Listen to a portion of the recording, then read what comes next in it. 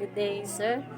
I am Charis Antoinette Egores, second year college student, taking the course of Bachelor of Science and Criminology.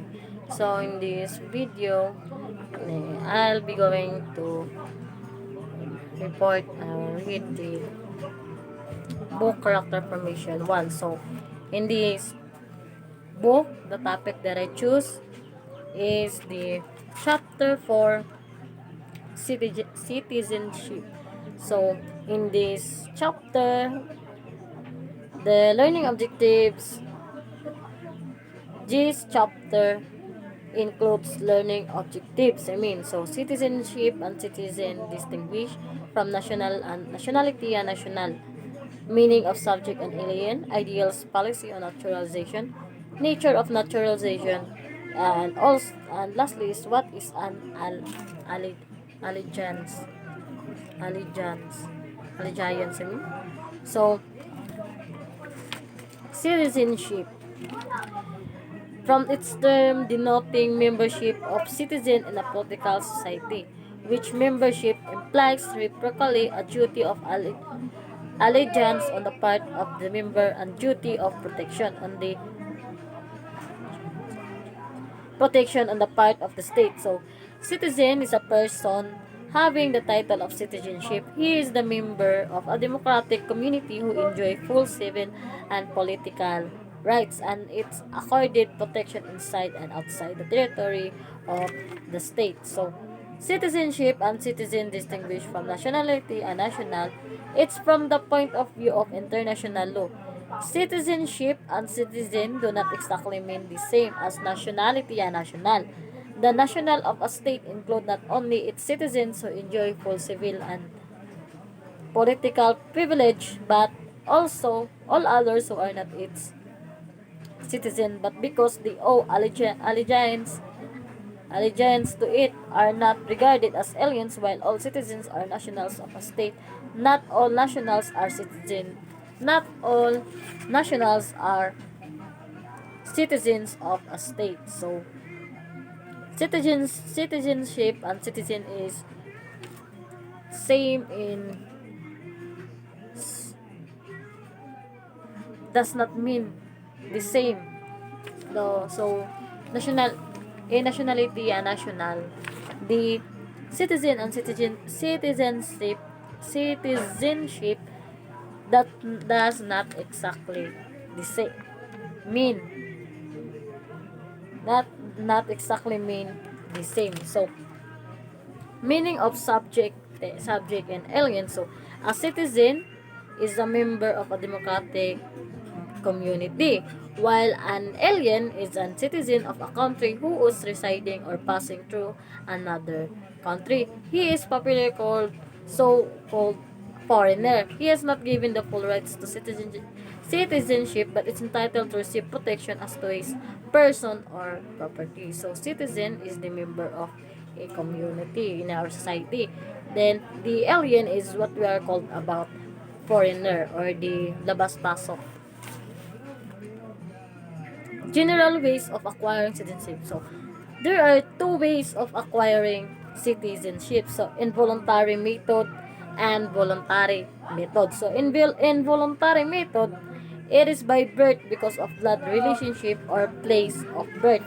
While voluntary method, it is by naturalization except in case of collective naturalization of the inhabitants of a territory which takes place with it ceded by one state to another as a result of a conquest or treaty. Then, there are two also modes in acquiring Philippine citizenship. If there are two ways of acquiring citizenship, then there are two modes also acquiring Philippine citizenship. So, first is Filipino by birth or the natural born Filipino. Hosoli, which is the legal principle that a person's nationality at birth is determined by the place of birth. So, hosoli is the right of son. Example, the territory of a given state. Jus sanguineus or the right of blood, which is the legal principle that a birth, an individual acquires the nationality of his or her natural parents. The Philippine adheres to this principle. And Filipino by birth, there are two types, so jus soli and jus sanguinis.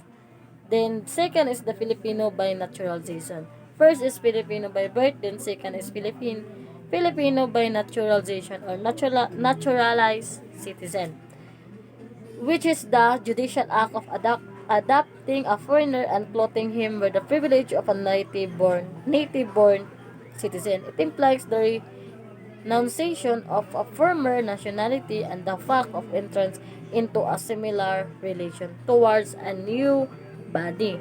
Then, so if there are two ways of acquiring citizenship, then modes of acquiring Philippine citizenship, then there are four classification of Filipino citizen. So in Article 4, Section 1, Philippine Constitution, those who are citizens of the Philippines at the time of the adoption of this Constitution. Those whose fathers or mothers are citizens of the Philippines. Those born before January 17, 1973 of Filipino mothers who elect Philippine citizenship upon reaching the age of majority, and lastly, those who are naturals in accordance with law. So, ideals policy on naturalization. So, the policy on naturalization should be guided by our own national interest. So, perhaps the ideals is that only those who have come to love the country, who have integrated themselves into the citizenry, and who can contribute to the development of the nation should be confirmed citizenship by naturalization. So, naturalization means that it is the act of formally adopting a foreigner into the political body of the state and clothing him with the rights and privilege of citizenship. It implies the renunciation of a former nationality and the fact of entrance to a similar relation towards a new body politic. Then, nature of naturalization. So, an alien does not have a natural inherent or vested right to be admitted to citizenship in a state. So, citizenship is a matter of grace, favor, or privilege which a sovereign government may confer on or withhold from an alien or grant to him under such conditions, such as it sees fit without the support of any reasons whatsoever. So, citizenship in our republic be its ever most powerful nation if the world can take such citizenship for granted or assume it as a matter of right. In a view of the above, in the view of the above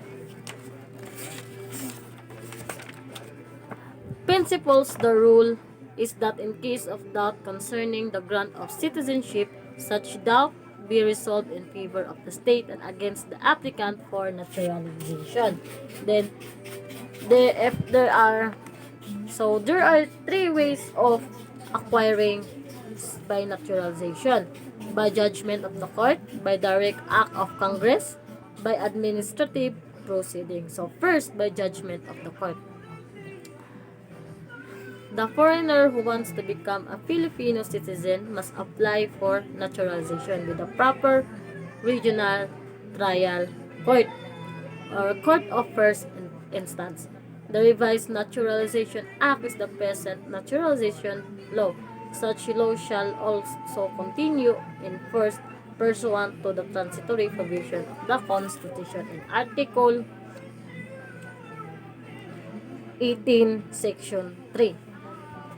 Second, by direct act of Congress. In this, after the regional trial court, the case are lawmaking bodies simply enacts an act directly conferring citizenship to a foreigner.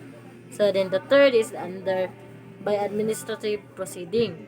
Under Republic Act 1939, known as the Administrative Naturalization Law of 2000, aliens born and residing in the Philippines may be granted Philippine citizenship by administrative proceedings before a special committee on naturalization. The petition for citizenship shall be filed with the committee which has the power to approve deny or reject application as provided in the law. So, who may qualify as Philippine citizenship by naturalization under revised Naturalization Act. So, under Section 2 CEC 53 or the revised naturalization law, the applicant must possess the following option. So, there are 6 qualification going to become a Philippine citizen by naturalization. So, first, he must not be less than 21 years of age on the day of the hearing of the petition. Second, he must have resided in the Philippines for a continuous period of not less than 10 years. Third, he must be of good moral character and believes in the principles underlying the Philippine Constitution and must have conducted himself in a proper and irreproachable manner during the entire period of his residence in the Philippines in his relation with the constituted government as well as with the community in which he is living. Fourth, he must own real estate in the Philippines worth not less than 5,000 pesos Philippine currency or must have known lucrative trade profession or lawful occupation. Fifth, he must be able to speak or write English or Spanish or any one of the principal language. And lastly, he must have enrolled his minor children of school age in any of the public or private school recognized by the Bureau of Public Schools of the recognized of the where Philippine history, government, and civics are taught or prescribed as part of the school curriculum during the entire period of the residence in the Philippines, required of him prior to the hearing of the petition for naturalization as Philippine citizen. Then, so, who may be qualified? And if they are qualified, then who are not qualified to apply for naturalization of the revised naturalization law. So, there are 7 who are not qualified under Section 4 of the revised naturalization law. The following person cannot qualify for Philippine citizenship is first, persons opposed to organized government or affiliated with any association or group of persons who uphold and teach doctrines opposing all organized government. Second, persons defending or teaching the necessity or property of violence, personal assault, or assassinations for the success and predominance of their ideas. Polygamists or believers in the practice or polygamy. Third, persons convicted of crimes involving moral turpitude. Fourth, persons suffering from mental alienation or incurable contagious disease. Fifth, persons suffering from mental alienation or incurable contagious diseases. Fifth, persons who during the period of their stay in the Philippines have not mingled socially with the Filipinos or who have not evinced a sincere desire to learn and embrace the customs, traditions, and ideals of the Filipinos. 6. Citizens or subjects of nations with whom the Philippines is at war. 7. Lastly is 7. Citizens or subjects of a foreign country other than the United States whose laws do not grant Filipinos the right to become naturalized citizens or subject thereof. So, loss of citizenship. There are 2 types of lost citizenship, but first, loss of citizenship. A Filipino citizen may lose his citizenship in any of the following. So, voluntary. 2 types of lost citizenship. voluntary and involuntary. So first, a voluntary. Voluntary by naturalization in a foreign country, by express renunciation of citizenship or expatriation, by subscribing to an oath of allegiance to support the constitution and law of foreign country, by rendering service to or accepting commission in the armed forces of a foreign country. So the voluntary loss or renunciation of one nationality is called expatriation. So involuntary by cancellation of, so second is involuntary by cancellation of his certificate of naturalization by the court and by having been declared by competent authority a deserter of the Philippine Armed Forces in times of war. So, what are the grounds for requiring lost Philippine citizenship? First, by naturalization. Second, by repatriation. So, what is repatriation? By repatriation, by affected merely taking the necessity oath of allegiance to the public of the Philippines and registering the same in the proper civil registers. Third is by direct act of Congress.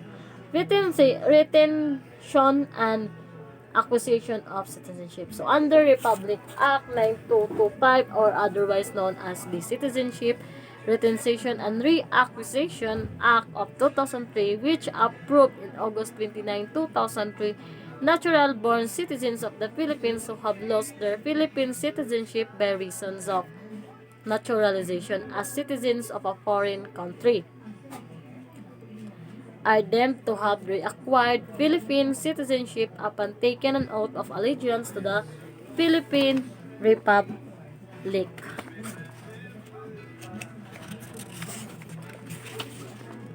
So, oath of allegiance.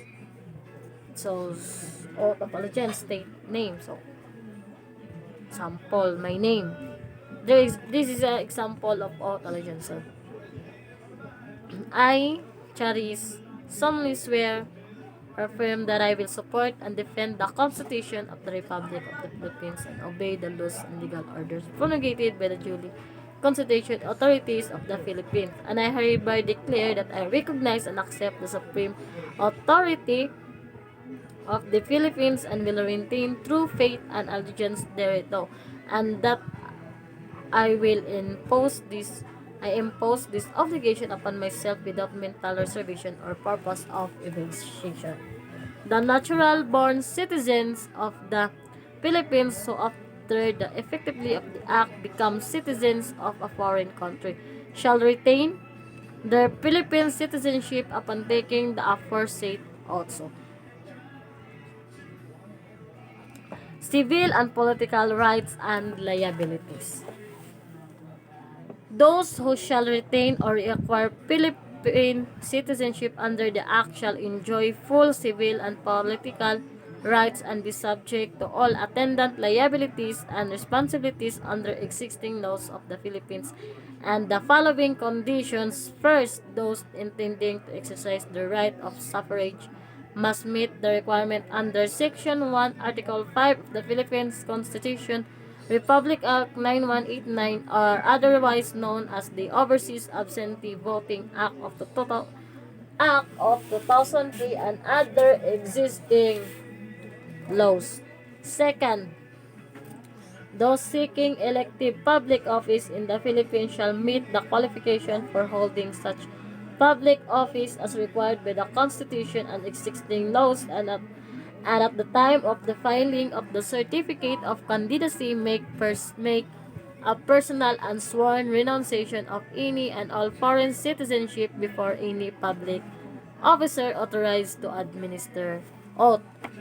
Third, those appointed to any public office shall subscribe the swear to an oath of allegiance to the Republic of the Philippines and its duly constituted authorities prior to their assumption of office.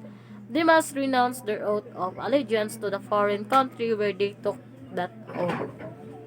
Fourth, Those intending to practice their profession in the Philippines shall apply with the proper authority for a license or permit to engage in such practice, and the right to vote or be elected or appointed to any public office in the Philippines cannot be extended to those who are candidates for or are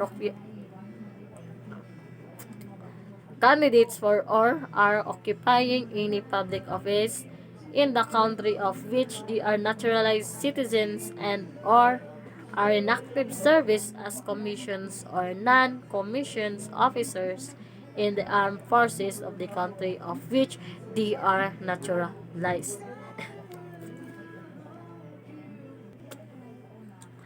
What is the effect of marriage of a citizen to an alien? So, under Section 4, the effect of marriage of a citizen to an alien is a Filipino citizen who marries an alien does not automatically lose his or her citizenship, even if his or her nationality was granted by his or husband's or wife's country.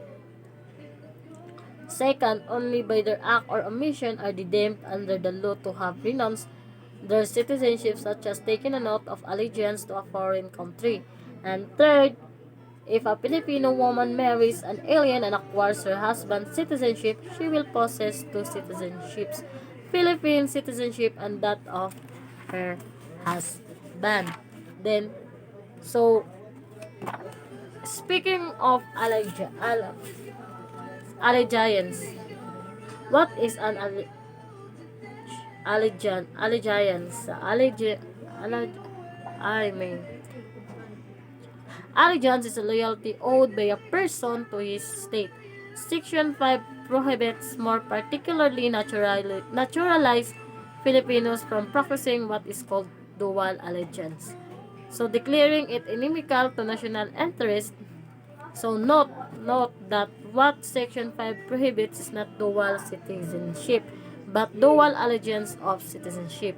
So speaking of dual citizenship, it is referred to the position of two citizenship by an individual, that of his original citizenship, and that of the country where he became a naturalized citizen. It arises because our laws cannot control laws of other states on citizenship, but dual allegiance can be a matter of personal choice or decision. So, what are the duties and obligations of the citizens? First is to be loyal to the republic. Second is to defend the state. Third is to contribute to the development and welfare of the state. Fourth is to uphold the constitution and obey the laws. Fifth, to cooperate with the duly constituted authorities. Sixth, to exercise responsibly with due regards to the rights of others. Then, 7, to engage in gainful work. And lastly is to register and vote. So, first, to be loyal to the republic. Loyalty implies faith and confidence in the republic and love and devotion to the country. The citizen must be proud of his country. It cost in its customs, traditions, language, and institutions. He must share in its glories and feel sad in its misfortunes. It is the home of our people, the seat of our affections, and the source of our happiness and well-being. Second is to defend the state. So, to defend the state, men may differ and do differ on religious beliefs and creeds, government policies, the wisdom and validity of laws, even the correctness or judicial decisions and decrees, but in field of love of country, national unity, and patriotism, they can hardly afford to differ, for these are matters in which they are mutually and vitally interested, for to them they mean national existence or survival as a nation or national extension. Third, to contribute. So, to contribute to the development and welfare of the state, the development and welfare of the state should be the concern of every citizen, for he will be the first to enjoy the benefits thereof. Anything that affects him individually and personally, he is affected by its ills and disorder, growth and stability. Fourth, to uphold the Constitution and obey the laws. It is the shrine for all the hopes and visions for our nation. Laws are enacted in accordance with it for the good of all. It is therefore the duty of every citizen to defend and respect the Constitution and obey the laws. So if the people would disregard them, the government would collapse, and this would mean lawlessness and disintegration of the social order. The Constitution contains provisions designed to ensure that it is the accord to cooperate with the duly constituted authorities. So the larger interest of the group and the nation that he must serve necessarily involve his own, and he would be recreant to the claims of that interest if he did not actively concern himself with the affairs of his government. It is enough for it is for enough for example, the resident should take care that his daily life he does not violate any of the multitudinous rules. 6. To exercise the rights responsibly. Rights. So society is composed of men, each with interest of his own. In the course of life, the interests of man conflict with those of many others. Amidst the continuous clash on interest, the ruling social philosophy should be that, in the ultimate social order, the welfare of every man depends upon the welfare depends upon the welfare of all. Then, 7. To engage in gainful work. So, employment is not the obligation solely of the state. Every citizen should consider it his own responsibility and should strive to become a useful and productive member of society, to assure not only himself but perhaps more important, his family a life worthy or human dignity. Last, to register and vote. So suffrage is both a privilege and a duty which every qualified citizen must perform. It is through suffrage that he will of the people is express the quality of public official of the government depend direct or indirectly upon the voters and upon the voters. So that is all about for this chapter 4 citizenship. So in chapter 4 citizenship,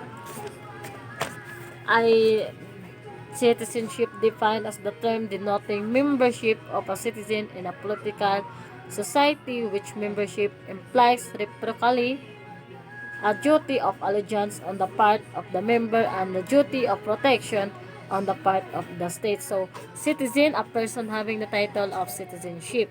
Then the citizenship. So we read also about the meaning of subject and alien. So this a citizen and alien. So citizen, as what I've said earlier, citizen is democratic community who enjoys full civil and political rights, while an alien is a citizen of a country who is residing or passing through another country. Then this alien called about a foreigner. Then ways of acquiring citizenship, two ways: involuntary method and voluntary method. Then if there are ways of acquiring, there are also modes. So those two modes are Filipino by birth and Filipino by naturalization. There are also classification of Filipino citizens. Then I also read about nature of nature of naturalization, ways of acquiring by naturalization, who may qualify as a Philippine citizenship, and who are not qualified to apply for naturalization, laws of citizenship, two types of laws citizenship, voluntary and involuntary, the retention and acquisition of citizenship, and also the duties, the 8